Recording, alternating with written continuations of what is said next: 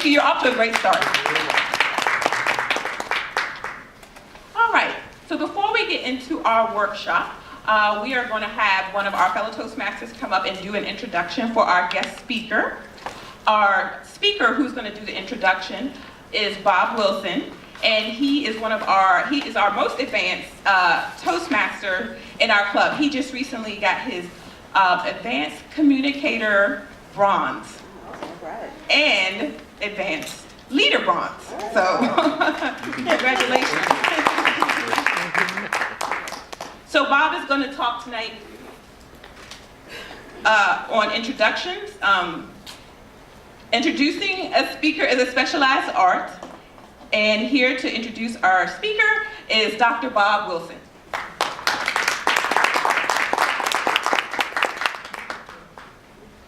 Greetings.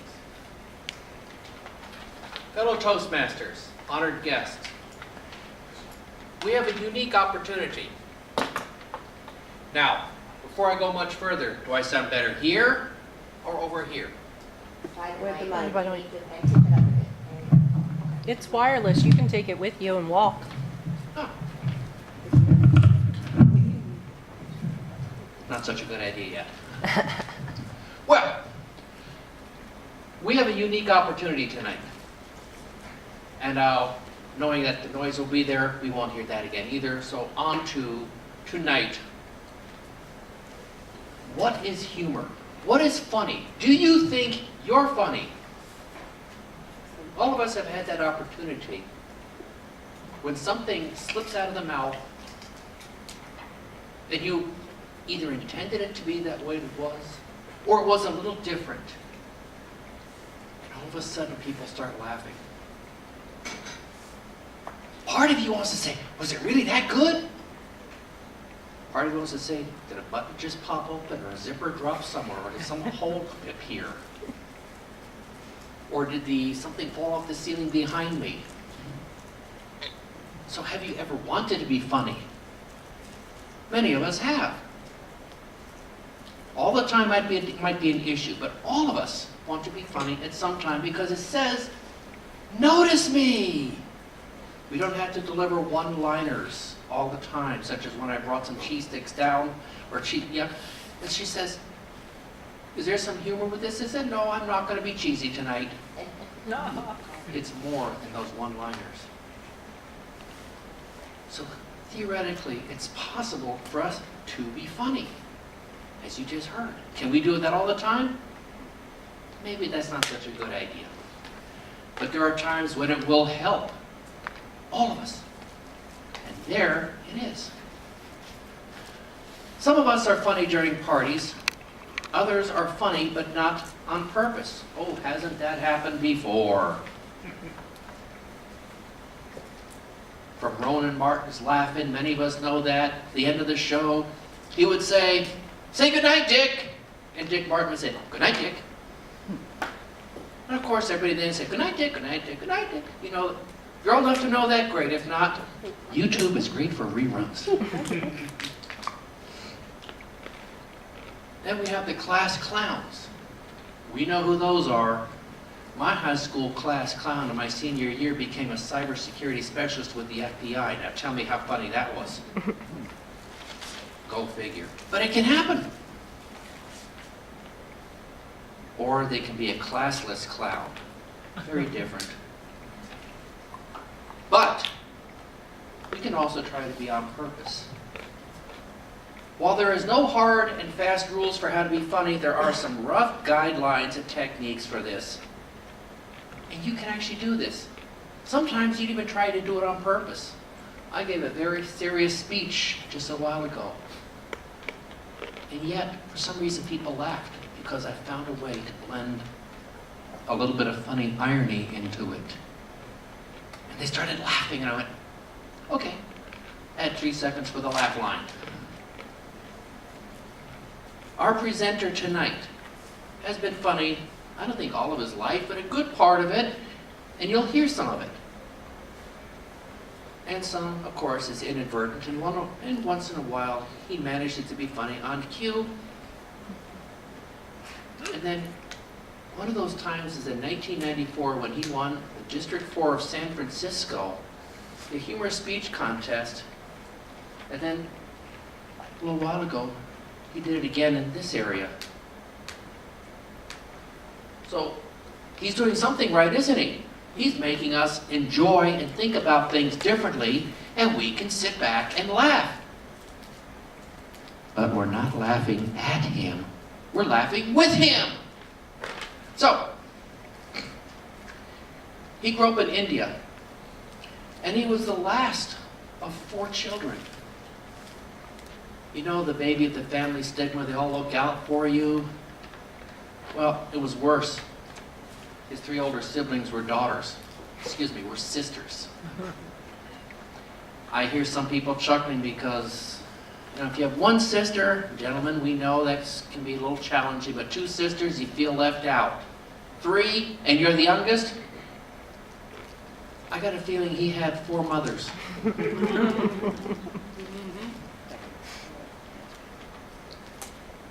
And he has had his own share of being the butt of many jokes and put-downs. Friends, family, classmates, older sisters. I could just imagine this older young man coming up and making friends with him, and yeah, and he says, oh, by the way, you'll help introduce me to your sister, won't you? She's cute. And he's going, oh my God, are you out of your mind or something? I thought you were cool. I have known siblings who've gone through that. And can you imagine the family gatherings? You remember what? No, I don't want to. Which explains why he doesn't see his family a lot. Or not. He says growing up as a chubby kid also meant he had to put up with a lot of juvenile humor at his expense. So who was picking on who, I wonder. And his armor, as we'll find out, was humor. Humor can diffuse as well as help others enjoy and strengthen and build up. And he also made fun of himself. Not everybody can do the Rodney Dangerfield, I don't get no respect. Which is good because when you hear some of the things he says, maybe he shouldn't. But in this case, we have a gentleman who has come from a faraway land, a far country. In fact, I believe there's almost 12 hours of difference in the time zones. That's the other side of the world. And I have met many, many intelligent, sharp people from this country we know as India. Some of the best engineers I've encountered come from, we know it as Bangalore. Maybe he'll tell you how they say it in his country. And I've met intelligent people. And some of you have listened to Ravi Zacharias. Very, very sharp individual, sharing things, spot on. You can't argue with him because he's right, and he knows it. He's got the facts to prove it, and he'll tell you and show you and demonstrate it. My encounters with our beautiful guest has led me in the same path. He knows where he's going and what he's saying. So, if you would please, let us give a warm welcome to the man who is coming tonight, Narayanan Doraiswamy. And he'll tell you if he's got a better nickname or if you want to call him by that nice name. Let's give a nice warm welcome to our guest tonight.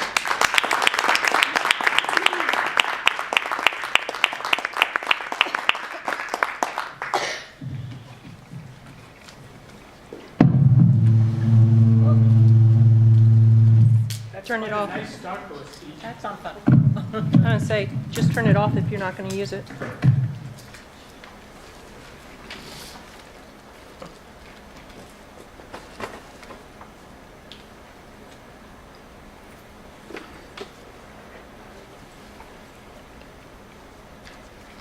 They have a lavalier for me, I hope.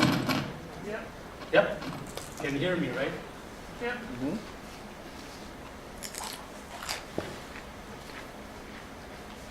There was a priest and a rabbi, and then imam. Wait. Was it an imam? I'm not sure it was an imam. I think it was a Hindu priest. You had to be there. I was at the bar. Now, I don't know why the Hindu priest actually showed up at the bar, but I'm screwing up this joke, aren't I? Mr. Toastmaster, Dr. Bob, fellow Toastmasters, and welcome guests. Have you known speakers who tell jokes? Kind of like what I tried to do.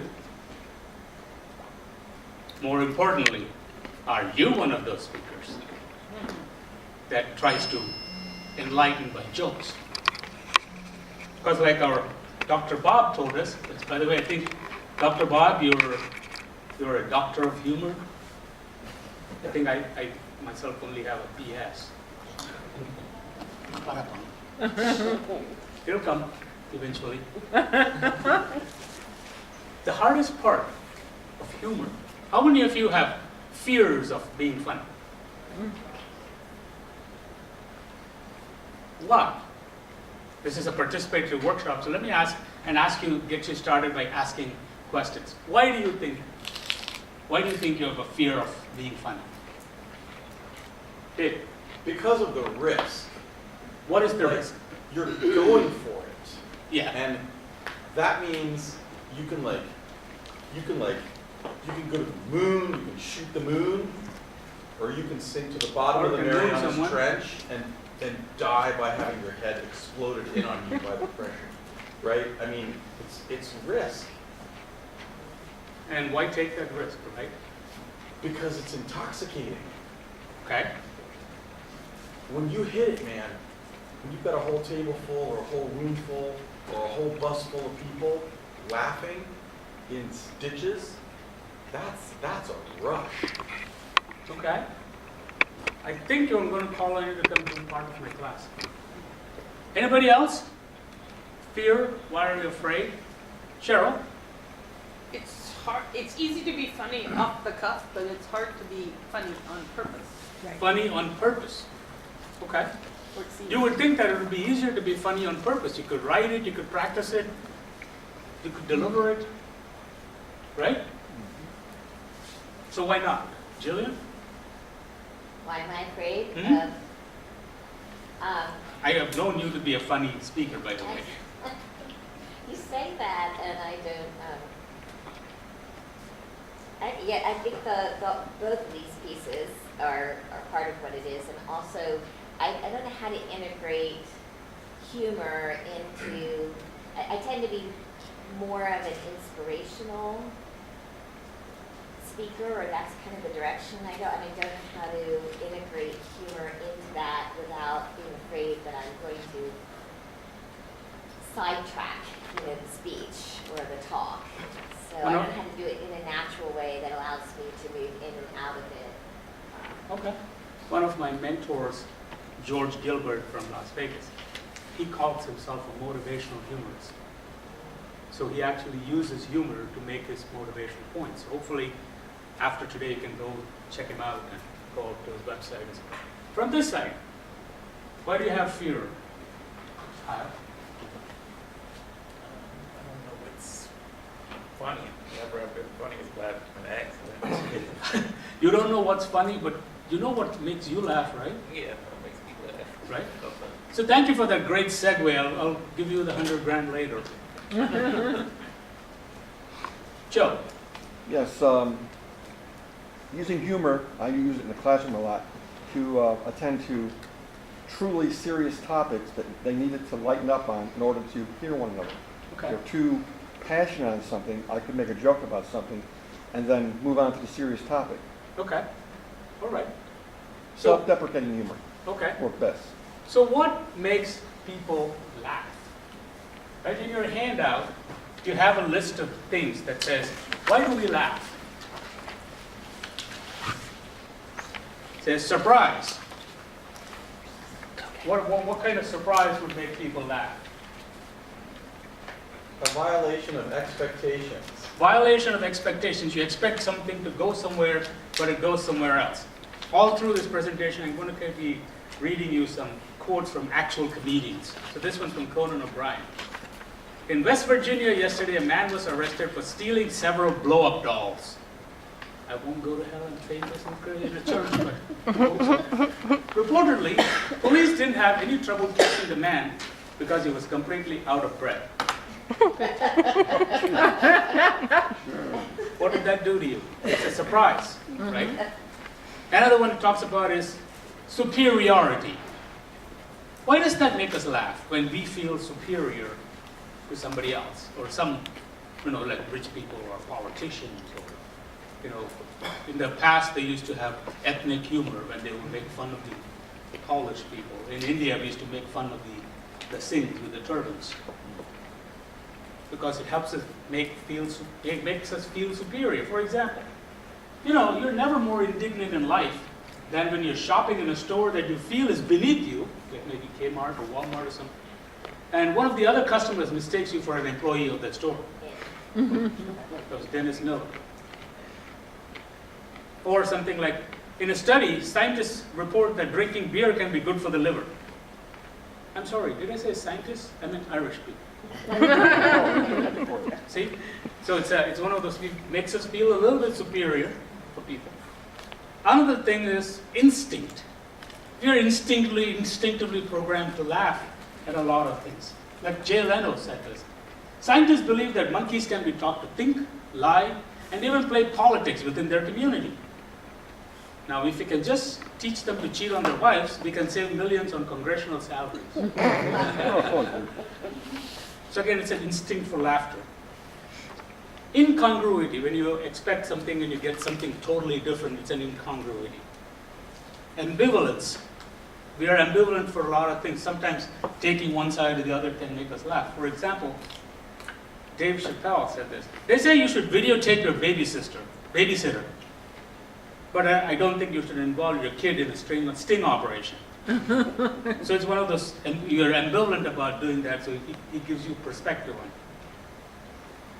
Puzzle solving. Sometimes a joke gives us an aha to something that we've been thinking about. Even though it may not be the right thing, it may be an exaggeration, it gives us one of those things. I learned about sex the hard way from books. Or regression, when you try to reverse something, you go somewhere else. Every man is a damn fool for at least 5 minutes a day. Wisdom consists of not exceeding that limits. So it's one of those different ways we can use why we laugh, right? Now, most of my presentation is not my own. I plagiarize from the best. So some of these things have been taken from Darren LaCroix, who's 2001 world champion of public speaking, and he is also he's a great humorist. He used to do stand-up before he became the world champion. So he used to have a class called Got Humor, or putting humor in your presentations. Some of these are taken from there. The humor secret, for example. First humor secret is this. It is a process. Even though we try to be funny off the cuff and everything else, if you want to be funny on cue by design, you got to realize that it is a process. As you will see a little later on from my award-winning speech, it did not start. Supposed to be humorous. I hope so. I hope so. I hope that you will laugh. So, humorists never turn down stage time. You know what stage time is? This up front, the chance to speak, the chance to speak. So the more you get the chance, take the chances to speak, the more you speak in front of people, the better your chances to become more humorous. People laugh when their minds are tricked. That they're thinking you'll go one way and you go somewhere else, you trick them. And here's an interesting statement. All humor stems from tragedy. Any comments on that? All humor stems from tragedy. Maybe not your own, somebody else's. Sure. Well, when you're in the tragedy, it's not so funny, but No. after you've done it, and looking back at it, sometimes it's Right. funny. In fact, some people say tragedy plus time equal to comedy. So a good place for you to start thinking about your stories is to think about all the tragedies you've had in your life. And if you haven't had tragedies in your life, I don't know what to tell you. I was going to tell you something. And then I realized that we're in a church. Don't bother writing humor until you get some. And the secret ingredient to humor is attitude. Do we all have funny stories in our life that has happened, funny things? But a lot of times when we tell that story, it becomes like, well, the rabbi and a Hindu priest, they all went into a bar. But then you had to be there. So the story doesn't get funny, but what makes it funny is attitude. When I say attitude, I mean your attitude towards the story, towards the tale, towards whatever you're saying. What is your attitude? Do you like it? Do you hate it? Are you disgusted by it? Do you love it? Your attitude towards it. And then you combine different ideas. People that they wouldn't think to combine two different ideas, and you combine them. That's also one of the secrets. And of course, the best humor isn't written. It's rewritten. You know that a lot of the stand-up comedians go to tiny, tiny, tiny humor clubs to practice their humor. They see their response, and then they come back. So all the people that they think of as being spontaneously funny, the best comedian that comes to mind is Robin Williams. His spontaneity was planned most of the time. He knew what he was going to say, when he was going to say it, where he was going to be on stage to say it. Once in a while, he would come up with something straightly off the cuff. But most of the time, his stand-up routines were all staged. Here are the things that will make people throw things at you. So don't try them. Racist jokes, jokes about diseases, gross images, potty humor, dirty words. Try not to use it because there's a lot of humor available that you don't have to use this, especially in Toastmasters. If you ever think about giving a funny speech for a group of Toastmasters, using some of these things will basically get you banned for life. Use the rule of three. This is what we talk about. A, B, C. What they do is you take, first couple of things are normal, expected, and the third one is the derailment. So for example, it talks about, John Stewart says, I celebrated Thanksgiving in an old-fashioned way. I invited everyone to my house, we had an enormous feast, and then I killed them and took their land. So the third part is the derailment. So you don't expect that that's what you would be going if you talk about a Thanksgiving feast. Then you talk about, when my father dies, he'll see the light. He will make his way toward it, and then he'll turn it off to save electricity.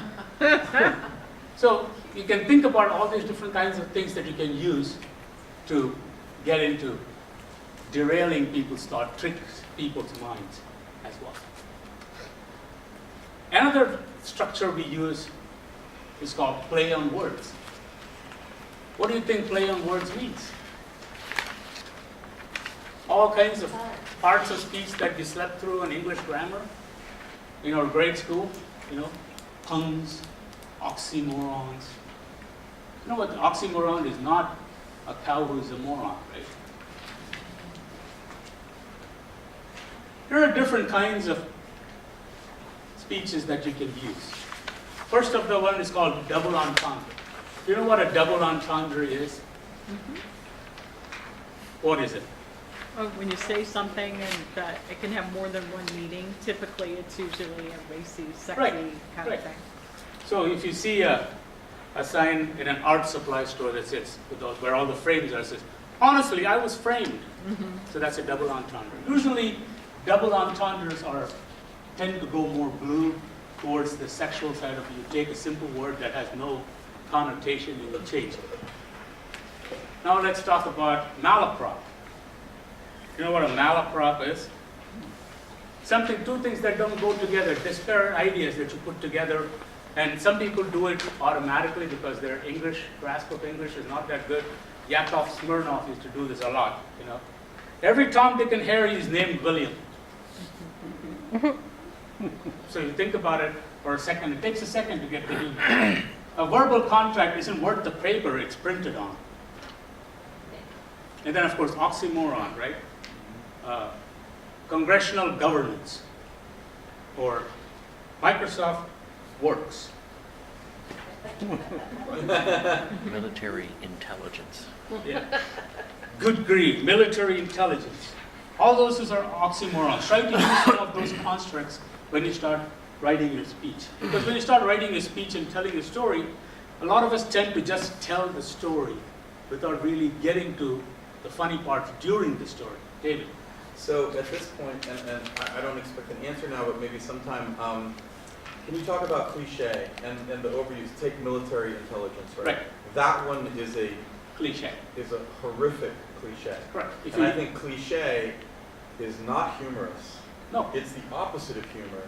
It's because you're crashing and burning, and you should have known you would crash. It's like driving without brakes. right. You're going to go off a cliff. Right. So basically, you sometimes use cliche because you don't want to laugh, you want to groan. Some comics, some humor speeches, when you try to do a 7-minute speech, and it's too much for you to get 7 minutes of funny, you say, let me put a couple of minutes of groaners in there as well.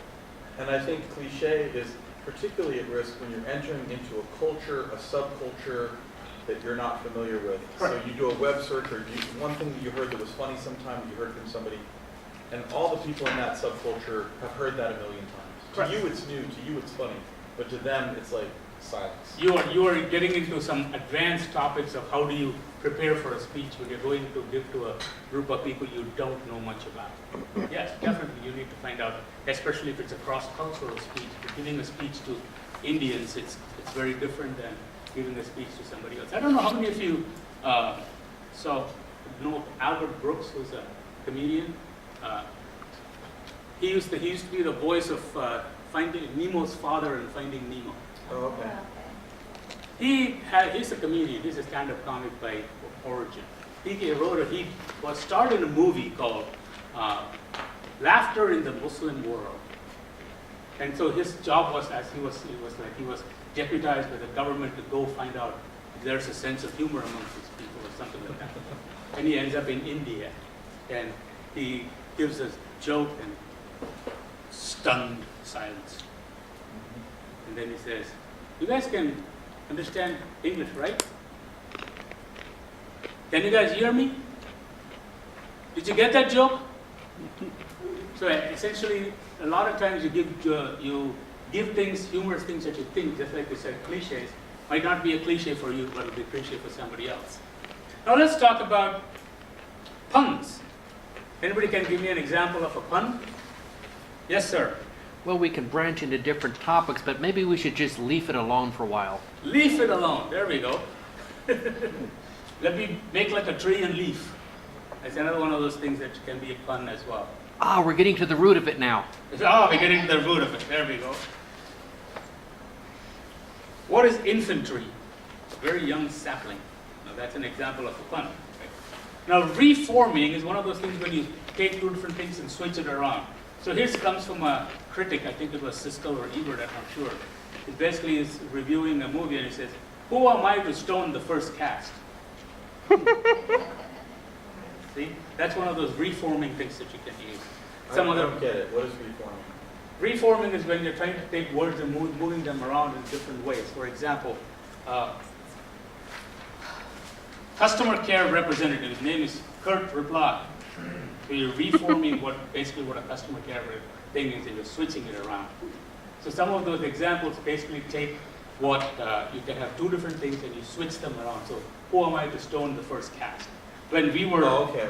yeah. Okay. So when we were driving across in Montana, we used to start doing this, taking the first letter of two words and switching them around. So as we were driving, we were bored, and we see something called Food Mart, and we go, change mood fart. And it's something like, Dr. Phil becomes Dr. Dill. So that's kind of a reforming. We're trying to reform the phrase as well. Now let's talk about the simple truth. This is where you take some things, words that mean something else, but we take the word literally. It's like I'm trying to get to my original weight, 7 pounds, 4 ounces. That's an example of taking things literally. How long was I in the army? 5'8", as always. So that's an example of that. Then let's talk about the takeoff. Now, takeoff is usually where we take the cliches, where you take some things like, where there's a will, there's a family fighting over it.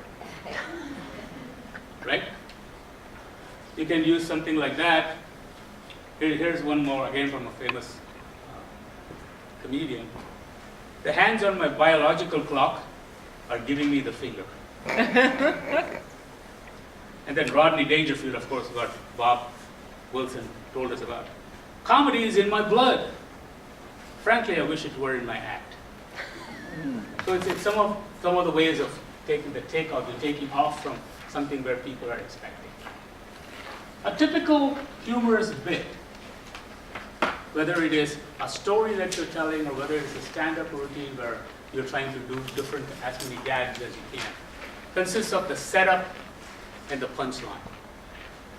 The setup is the one that's unfunny. It's not funny, but you have to set it up so that you can come up with a punchline that will be the funny line. So setup consists of attitude, topic, and premise. And punchline consists of act out, mix, we can talk about mix and act out and so on. So the basic attitudes that you need to have an attitude about whatever you're going to talk about. The attitude could be, it's weird, it's scary, it's hard, it's stupid, I love something, I worry about something. You need to have an attitude about whatever you're talking about. So if you talk about traffic in DC, what would be your attitude? Anyone? Bitterness. Frustration. Bitter, frustration, anger, disgust, Dread. Annoyance. dread, annoying. So once you get that attitude and you start writing about that, you write from that perspective of an attitude. So you're no longer saying traffic is, boring or traffic takes too long or whatever. You actually put in that attitude. And then attitude helps you find humor. So I'll tell you, this is something that I came up with today thinking about traffic. The traffic in DC is so bad that when a light turns red in Arlington, I have to stop and rest it. So if you notice the elements there, the attitude was, I hate it, traffic is so bad, so the topic is about traffic. So if you talk about the topic is about traffic, the attitude is, I hate it, and the premise is that it is so bad that now the punchline is that when the traffic light turns red in Arlington, I have to stop and rest it. So that's the exaggeration part. That's part of the punchline, which if I was giving it in a humor speech, I would act it out. I would not just say it, but have some emotion behind it. I would do something like that I can get into the punchline. So the premise is an opinion, it's a slant, it's a point of view, and the topic is what your speech, what your bit is about. If you think about a humorous speech, it's just a basic bunch of maybe 3 or 4 table topics. Humorous speech in Toastmasters is about 5 to 7 minutes. It's about 3 to 4 table topics worth of humor. So you can talk about whatever topic that frustrates you, that makes you mad, that makes you angry, that makes you frustrated, that makes you sad and powerless, and so on. So act out basically says, show, don't tell. So instead of saying, somebody went over there and they said this and they said this, we talk about this in international speaking as well. Use dialogue. Act it out. If you're talking about your mom, talk about it with your mom as you're talking to your mom, rather than saying my mom said this and I said this and so on. Then mix up is that 2 different ideas that don't normally go together. For example, a 911 operator who's self-obsessed. So you can talk about it, say, you are being stuck up with a gun. Come on, it's always about you, isn't it? It's you all the time. So if you do that and if you act it out perfectly, it'll be funny. So now I want to show you my 2015 speech that unfortunately or fortunately won me the district humor speech. Then we'll talk about, once we hear about it, we'll talk about what we learned from it.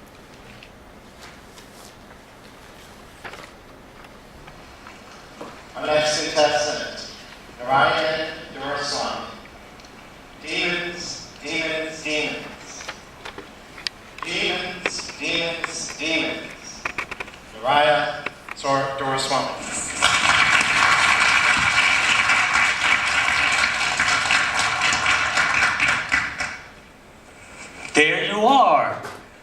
driving on a beautiful night in the freeway, you're lost in your own thoughts. Or maybe you are grooving to your favorite music on the radio.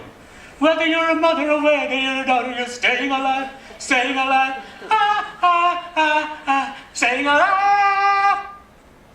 And suddenly, zoom! What was that? That was a demon. A speed demon. Demons, demons, demons everywhere. I am a speed demon. Mr. Contest Master and friends, lend me your ears. I come to explain my demonness, not to praise it. George Carlin said, anyone who drives faster than you is a speed demon. Slower than you is an old grandma. Who drives the exact same speed as you is a control freak. Him, not me. I was not born a speed demon, no. I was just an ordinary driver, like some of you, until I started driving twice a week on the New Jersey Turnpike. It started out innocently enough. When I learned to drive in the US, they told me, if traffic on your right is passing you by, you are in the wrong lane, and you need to get out of the fast lane. One night, I was behind a driver who had obviously not learned that lesson, for he was driving 35 miles per hour on a 65 mile per hour freeway in front of me, and he refused to move. That's when I heard the voice.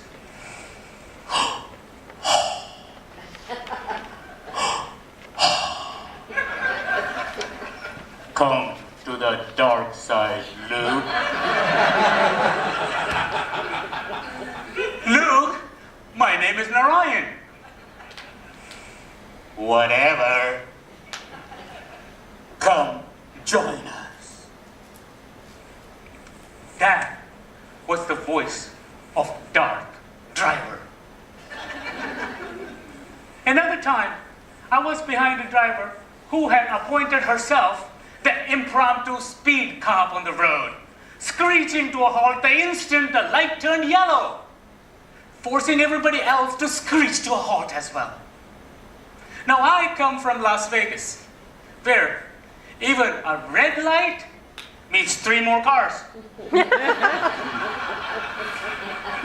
Stopping for a yellow, who'da thunk it? For those of you who don't know, the New Jersey Turnpike is 2 lanes going and 2 lanes coming for the most part.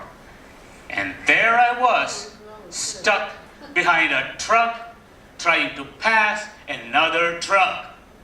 Except that this truck was only going 1 mile per hour faster than the other truck. So there I was, for miles and miles and miles behind these thundering behemoths, because the slow truck would not even slow down to let the other truck in. Oh!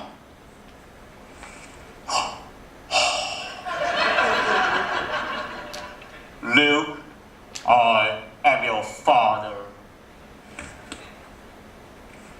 Come join me. I shall never join the dark side, Father. Of course, we all know the supermom multitasker, probably a millennial. You know, she can talk on the phone, change the CD, put on her lipstick, and discipline her child, all the while in front of me in the fast lane, driving 35 miles an hour. I never believed in Darth Driver until the New Jersey Turnpike fast lane. Which lane is the fast lane? Any lane that I'm not on. In fact, I have seen the fast lane be slower than the slower lanes so many times that I have to wind through multiple lanes of traffic like a sidewinder just to keep up the momentum.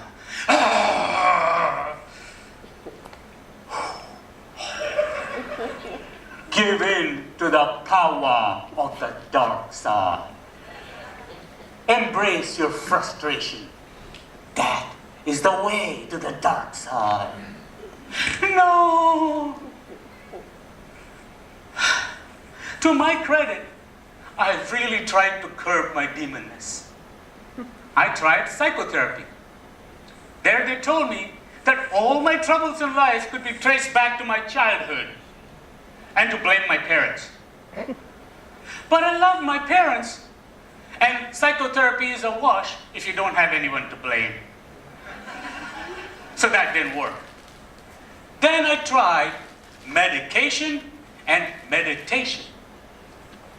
Medication just put me to sleep. But meditation, now there I promise. So the next time I was behind a slow driving lollygagger, I meditated.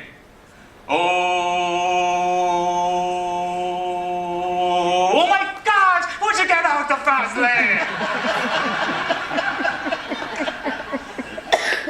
Dark driver, I see the light now. I belong with you in the dark side.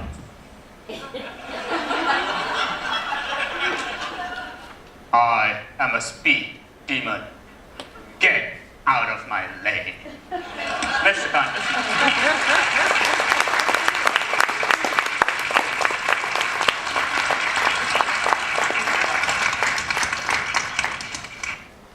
So, what did you notice? What kinds of things did I employ? Huh? Well, you did the acting out and The acting out, the exaggeration, right? right? Rather than just The- telling it. what was my attitude towards traffic? Hated it. Hated it, Yeah. frustration. By the way, New Jersey Turnpike by itself is funny word. Yeah. Exactly. Yeah, I was going to say that exactly. It's funny that you mentioned New Jersey in general. right. Because there's a famous joke about like you'll be driving 120, 180 miles per hour on the road, and someone wants to pass you and give you a look. Yeah. You're driving like if you're over the speed. Yep. I used to, I actually had to drive every Sunday evening. I would drive up to Jersey, and every Friday afternoon I would drive back. Yep. I hated it because even though the roads were so long, you would assume that this would be where you put the driverless cars and you can just relax and you just put it on cruise control. You can't. It all started out by me thinking of them, the other people who passed me, being the speed demons. Well, the word speed demons, but then I started to think about, that association, demons as demons, real demons, and we saw demons, and we had to have a head bad guy, and that was Dark Driver. I remember when we were practicing this in my club, and I was doing this, and then the entire club was trying to teach me how to do it. So if I had walked into our club at that time, we would have found the entire audience going, it was just hilarious. So a lot of these speeches do get rewritten and revised and refined as it goes along. The first time when I gave this at the club, it was nowhere near as good as it ended up being at the district. So be prepared when you start writing and thinking over writing humor stories that 9 out of 10 of your humor stories might not actually end up being on your speech. But then doesn't mean that you don't work on it, because that 10th one is going to be the amazing one, the one that will kill. So now, your turn. Yes, sir, David. Can I give you what I noticed? Yes, please. First of all, you were reinforcing common experiences, Right, both Star Wars and the Turnpike. right, You were re-envisioning them in a new way, so I was seeing them in a fresh way as if I had Correct. almost never been there before. correct, Because you're giving me your experience. right, You drew a picture. You made use of repeated elements, particularly the breathing. Right. You use hyperbole a lot. yes, Like you're not a demon. You're not a devil. It's not the dark side right, to drive on the dark side is like 6 million people in a gas chamber, right? That's the actual dark side. Sure. But you're using hyperbole. You made fun of yourself with the woe is me. Any lane I'm not in. Correct. Right? Self-deprecation. You conducted a dialogue with yourself in terms of, you know, the apostrophe addressing someone who's not there, or a dialogue with yourself. Right. You use the rule of three. You use juxtaposition. Oh my God! You know, Correct. so you're putting together two things that are not Two alike. and disparate making it things. funny. Yeah. I'm not done yet. Okay. You are using taboo material, right? Because it's taboo to be evil. It's taboo to be a demon on the road. You're not supposed to be a demon on the road. Right. We're supposed to present ourselves as nice people, not as bad people. Right. So that's taboo material, Right. which is funny. Right. And then you made use of labels by calling it speed demon, other labels. And then finally, the end of it, you completely changed it Right. by using Surprise. a prop. Okay. And Surprise. the prop surprised me. Yeah. Well, and that was idea was basically thanks to my lovely wife. In fact, this whole speech idea came up because of her. Because after we came back and after I was coming back and I was driving here in Virginia, you say, you know what, driving in New Jersey has changed your driving habits. You drive like a speed demon. Well, that is the sequel. Now you have to do another speech, which is about her driving with you. And now you can introduce that time-worn, humorous topic, marital conflict. In fact, we were thinking about doing a speech. We have a partner speech we do where we talk about our wedding. It's really hilarious. Sometime next week, there's a storytelling festival in Reston. I'm hoping to get her, if she's well enough, to come and do a partner speech on her wedding. So if you can get a chance, you should come by. Okay, so now your turn. In the back of your handout, you have what I call a workbook. Worksheet, rather. So I want you to find a comedy buddy. Somebody you didn't know until now. Somebody who looks interesting or weird or something like that. And sit together with them. This is best done in pairs.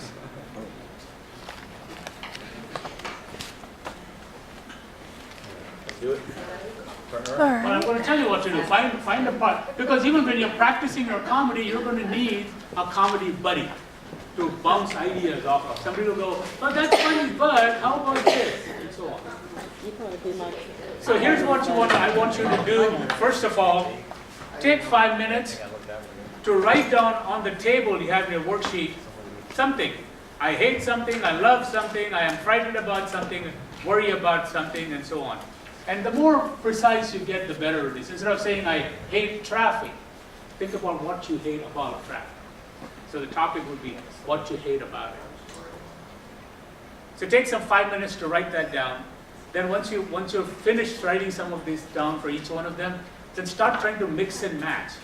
So for example, if you have, I hate traffic and I love my husband, try to switch it around. I love traffic and I hate my husband, if that'll give you some comedic potential. So take 5 minutes and just do that. And Mr. Timer, would you let me know when 5 minutes are up? I know I'm right there, so You're 45 right now. just let me know when 5 minutes are up.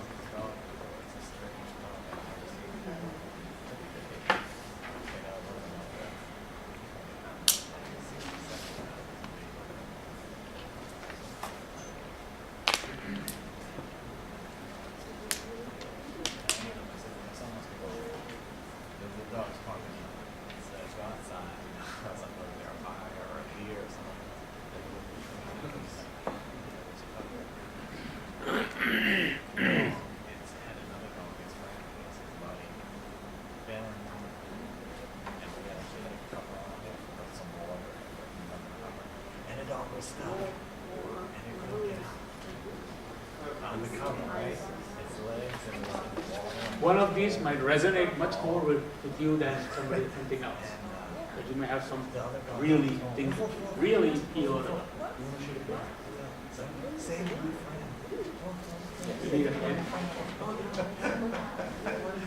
See, most women, if they look in their purse, they usually find one pen because they usually can find things that they didn't even know that's in there, right? At least that's what my wife's purse is. I always know that if I can't find it anywhere, it'll be in my wife's purse.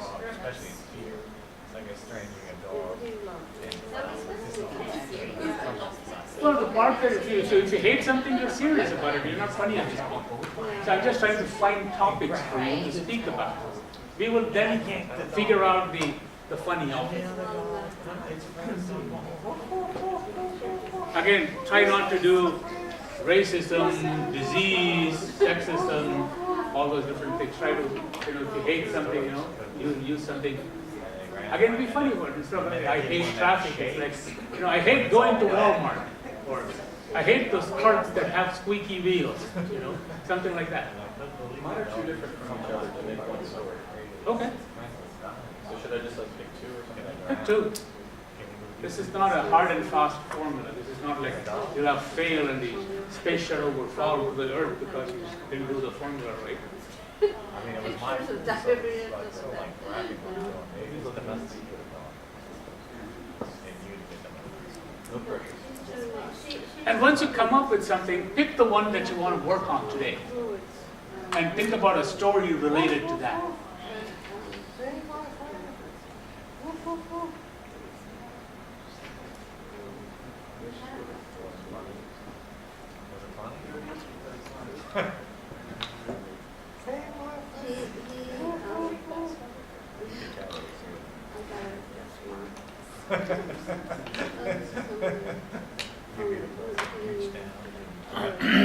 Are we going for real life stories or made up stories?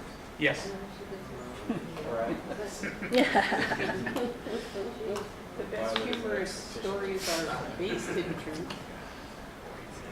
Most funny things have some, baseline, something true or relatable. Well, that's the thing. That's where impressions, imitations, and impressions. Sure. Are truth, right? Sure. Yeah.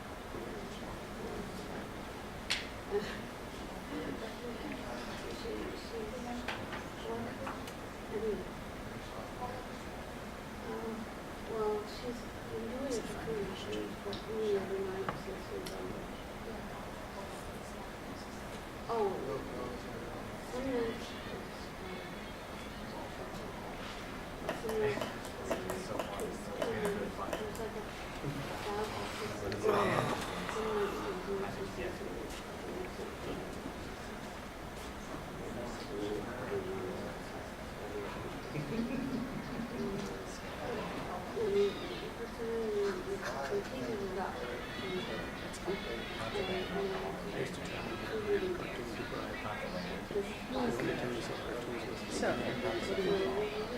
good question. Are we up in time?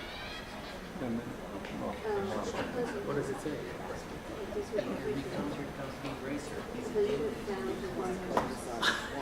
It's a demon on wheels.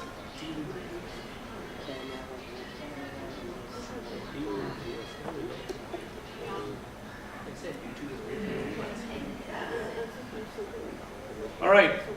So anybody wants to share what they came up with? I hate, I love, I'm frightened about, I worry about, whatever. Yes, go ahead, Tristan. Let's see. I hate moving. That's a great topic, great relatable topic. What specifically do you hate about it? Putting the stuff in the boxes and then finding the stuff afterwards when you get to the new locations. Okay, I love dancing. okay. Right now I'm dancing around the boxes. Frightened about health symptoms returning before I'm organized. Okay. So if you juxtapose two of them, you say, I love moving. Every time I open a box, it's like Christmas all over again. So what did we do to that? We added an attitude and we added a premise to it, right? And then we added a punchline. So, oh my gosh, I haven't seen this in 3 movies. That would be the act out, right? It may not get a huge guffaw at this point. You might get some, and then you know that you need to work that more. Go ahead. I worry about not having a bedroom until I'm 60. Now that goes to so many different, you can talk about You know, where you start to, give me an experience. You're living in a house that has not enough bedrooms and too many people living in it. Is that how it is? Well, I'm on a twin mattress on the floor, surrounded by boxes in a basement that was never finished to be anything. Okay. So what does Because that my feel? sons are all in the upstairs bedrooms. So what does that feel like when you're lying in your twin bed down amongst boxes? Well, actually, right now, I kind of feel like a teenager camping out There, somewhere. there you go. You can go. I really sympathize with the homeless. I know how it feels. Because here I am every night when I go to bed. There are boxes around me. Only thing missing are the newspapers. You know, so you can embellish what you're talking about. Take the story and change that. Something else? I'm angry about my son who doesn't put things away or pick up after himself. Okay. I'm sad about being alone. You can say, I love the fact that my son would not pick up after himself. I know all his love notes. I can figure out everything that he's doing. You know, start thinking. So how do you juxtapose a feeling that is really frustrating into something that you can go, if I really loved that my teenager throws things out everywhere, what can I do about it? What kind of stories that I can take for which I would use this as a setup and punchline. Right? Your setup would be that I hate the fact that teenagers are leaving things everywhere. Then you start with stories about how you find different things as well. And I'm PO'd about being blamed for things missing when I didn't even touch them. So then start thinking about, I'm frustrated about that, and start figuring it out. Somebody else want to try something? And I would suggest for something like that, the exception, like the one time Yeah. you really were the one that did it. You know, and that's where you get back to that self-deprecation. You know? So I hope that would anybody else want to share from this side of the room? I haven't heard a peep from any one of you. Even though it's coming Easter and peeps are all the rage, I haven't heard a peep from anyone. Yes, sir. You want me to tell my story? It's your story, your whatever. I would Share tell something. one Come on minute. over. I like dogs. One day, I was at my house. My sister was around 9. This was a few years ago. And this dog came to my door. It was woof, barking, woof, woof, woof. What? And I'm like to my sister, what's going on? Is that your dog? She goes, no. The dog kept going, woof, woof, woof. And I go, something must be wrong. And I followed the dog, and it was barking, and we had a pool in the backyard, and this other dog had fell into the pool and was trying to get out. The dog kept barking, woof, woof, woof, woof. I gotta save my friend, woof, woof, woof, save my friend, woof, woof, woof. So I reached down, and I was sort of scared, because to grab a dog, strange dog, you don't know if it's gonna bite your hand off. I'd never seen this dog. I said, well, dog's stuck in the pool. We had a cover on it, couldn't get out. It was freezing, about to drown. I said, I got to do something. I reached down, grabbed both paws, yanked the dog out. Woof, woof, woof, woof, woof, woof. You saved my friend, you saved my friend. And then the other dog shook up, got me all wet, ran out of there. Great story. How do you make it funny? How'd I make it funny? Boy, it was funny when it happened. I didn't think I was going to save a dog That's that the you day. had to be there kind of a story, right? I don't know. I thought you were there with me for a second. So one of the ways I would think about it is like when the first time the dog says, woof, woof, woof, Lassie, what happened? Put me in the well? You start something like that. You start about your attitude. Add some attitudes and opinions to everything that's happening. Right? I went over there and I saw this other dog. That dog looked like she was swimming and she was, something like that. And then so every time, so instead of waiting for the punchline to be funny, make the setup shorter by adding humor on the way. So a lot of the speakers, especially here I've seen in the humor speech contest, have a funny story, a 7-minute funny story. And you wait till the 7th minute to get the ha-ha. Because the rest of it is about stories and explaining his details and everything else. Even though we did a lot of work on the setup should be as short as possible. And all the way to the end, you have to take us there in a funny way. So when I talk about the setups and punch, it is that story has to have a lot of setups and punches along the way. So like the first time the dog woofs, you say, Lassie, what happened? Timmy in the well? Woof, woof, no, Timmy's not in the well. Woof, what's right? Then you start something like that. And then you go on further and you see the dog in the pool and you go, oh, he's just having a shower or he's having a bath or something like that. So you talk about your inner monologue and what you feel about it and your opinions about it. And that's where you make the whole story funnier than just the end of the story.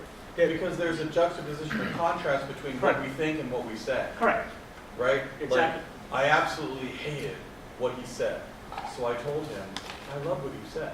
Right. I'm not, that's not funny, Sure. but that's the kind of thing. Right. And the other thing that I like is because if you listen to the Moth Radio Hour, and Yes. things like that, Yeah. this is what they do. They use humor all along the way, Yeah. and that's the setup. And then the payoff is It's this a big very, surprise. this very earnest and sincere, real emotional Oh, moment, in the moth radio. Yeah. right? That's what they do. The humor is a setup for the poignant moment at the end. Okay. All right. In the interest of time, I probably have bored you long enough. I just want to ask, are there any last minute comments that anyone thought you wanted to say you haven't said yet? Especially the quiet ones. I'm looking at you. You. And you. Anything you want to add? No. Yes, Joe. When you said the expression, come to the dark side, Mm-hmm. you cupped your voice and tried to make it lower. Yeah. Try this. Come to the dark side. I know. Practice So it when I over. see that right now, I can see a lot of different things I can Yeah. do differently. Yeah. This time I would do that. In fact, Okay. I actually didn't actually keep the voice of Darth. A couple of places I just missed it and different things. There's so many things. It just Yeah. always embarrasses me to watch myself do it. But you know what was happening, so it worked. Yeah. Okay. So there are tons of material out there, and I've got a few here that you guys can take a look. But I would always say your basic book for humor are these. If you ever get a chance, buy them. It's in Amazon. The Kindle price is cheaper than the. Judy Carter started out her life as a stand-up comedian, and she started writing this book, and then she became a keynote speaker in Toastmasters at an international convention. Now she has written a new book called The Message of You, which says that the mess that you have in your life, and with time and with some age, becomes the message that you can deliver, and you can deliver that in a humorous way as well. So Judy Carter, stand-up comedy, the book, Comedy Bible, these are some, most of my stuff came from here. And then the book on the right, the one talk about comedy writing, it's available for free. The last URL in the bottom, if you go there, you can download that book for free, and it's got so much more material than I could cover. Where's that again? It's on the URL, it's in your handout as well. Oh, okay. It's in your handout, this slide is in your handout. It's a Russian website. It's a Russian website, so be careful. Yeah. Oh, It's on your handout too, so you don't have to take a picture. Other than that, I would like to wish you all happy trails, downhill both ways as you go towards your future in comedy and humor. That I hope that you never bomb, that you hope that you never have to taste flop sweat, which is something that comedy comedians dread all the time. And I hope that you all can become District 29's Humor Speaks Contest winner in the future. Madam Contestant, Toastmaster.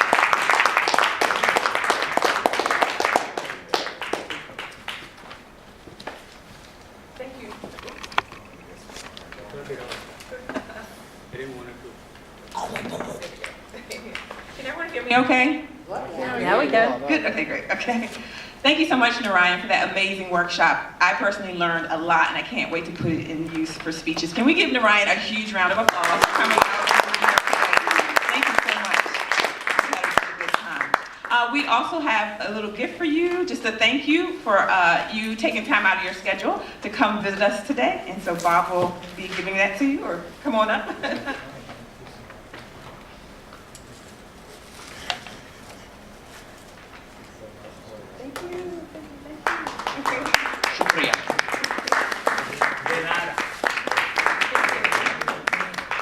Thank you once again. At this time, we're going to turn our meeting over to a lady who is a new Toastmaster, and just want to say I'm really impressed with the way she's this is her first year. She joined about a year ago. She got in, got on the ground, and just got running and took off with the whole thing. She became an officer, not only any officer, but Madam Presidente. And as well, she recently won an area contest for international speech. So if you would please help me welcome our president, Teresa McCoy.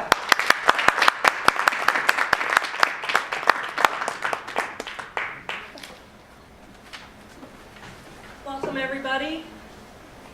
Thank you. Oh my, Narayan. Narayan. Ryan with a na. All right, thank you, Narayan. I really enjoyed the presentation. I hope everybody else did, and that you got some really good nuggets out of it. Normally, I would ask our guests for some feedback, but at this moment, we're running really short on time. So what I'm going to ask is that you stay around and talk to us and socialize afterwards. See. Business that needs to be concluded. Dues. This is that time of year.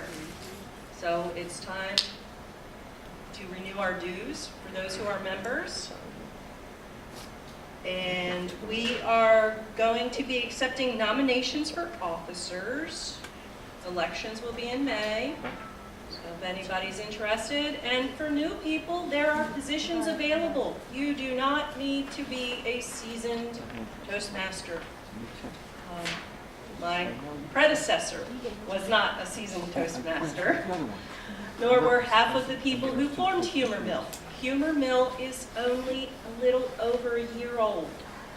So we are a very new club, and it's an excellent opportunity for you to develop leadership skills, skills that you may not be aware need to be developed, or you may know they need to be developed, but you know you can't do it at work. When I first became a Toastmaster, it was to improve my speaking skills, because I need to be able to do presentations, live presentations online, as well as large group presentations. And I was blue-knuckled and standing and literally terrified to be up here. And I was also that way if I was put on the spot. So interviews were really hard for me. Phone interviews were extremely hard for me. And if somebody were to ask me, what do? I would be a deer in the headlight. In my head, I knew what I do, but I just didn't have the confidence to be able to get it out there. And Toastmasters has given that to me by providing me with the opportunity in an environment of people who want to see you succeed. And then you get to learn how to be able to talk in a short period of time and not run over. That 4-minute to 6-minute time limit seems like a lot at first, but then it winds up being not enough as you keep going over. And I actually, by the contest, the area contest, was the first time I did not go over the time limit into that 30-second window. So, and that, I wasn't even trying to compete. That's another thing. I didn't plan on competing. Toastmasters just provided me with enough opportunities that for our club meeting, there were only 2 speakers, and I said there needs to be a third, and I just got up there and moved on. So it can happen. Your confidence can grow. Your ability to speak, what was that, extemporaneously? So there's a lot. I like Humor Mill because we kind of focus on livening things up a little bit. And it's hard to liven things up when you're afraid. So you develop your confidence in everything. For those who are new for the Toastmasters and considering, there are 2 groups. So you can go to a meeting every single Tuesday if you want. There's the 1st and 3rd group, and then there's the 2nd and 4th group, which is ours. 2nd and 4th Tuesday, 1st and 3rd Tuesday. Both great groups, different energy. You find which one works for you. And so let's see. April 14th is our division contest. So if you're interested in coming out and seeing the different speakers as they're going through, you have to go through these levels before you get up to the district level where Narayan made it up to.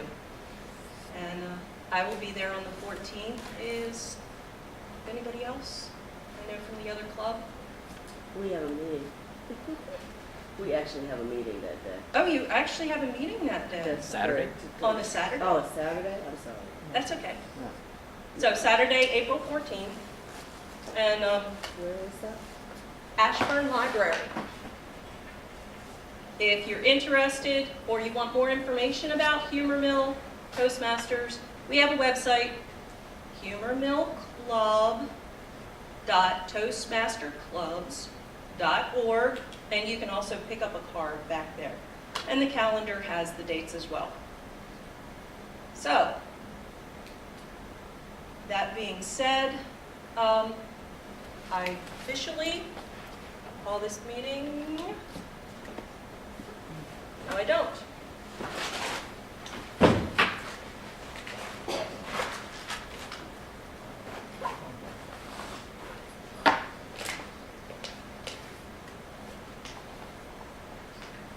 Madam Toastmaster, Yes, sir. Madam President, I had the opportunity this past weekend to meet up with some of the district staff as I gave a model speech for another area speech contest, and I encountered the district officials who now present us with our fall golden toaster. Yay! Yay. For those who don't know, there are a lot of little awards that clubs can earn. And we're on our way to becoming a distinguished club. We actually have 6 of the points, but our membership is the one area that we need that point in. So once we get that, our membership back up, then we will have another ribbon. All right, anything else before I go? Crystal? Oh, I really need to thank Crystal. This was Crystal's baby, and one of the things you do as a Toastmaster is you take on projects like this. And Crystal put this together, the advertising, finding our speaker, the whole entire idea. And so Crystal, come up here, please. Everybody give Crystal a big thank you.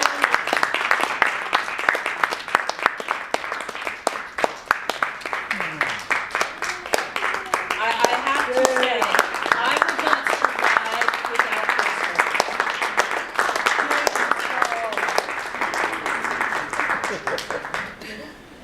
All right, meeting adjourned. Everybody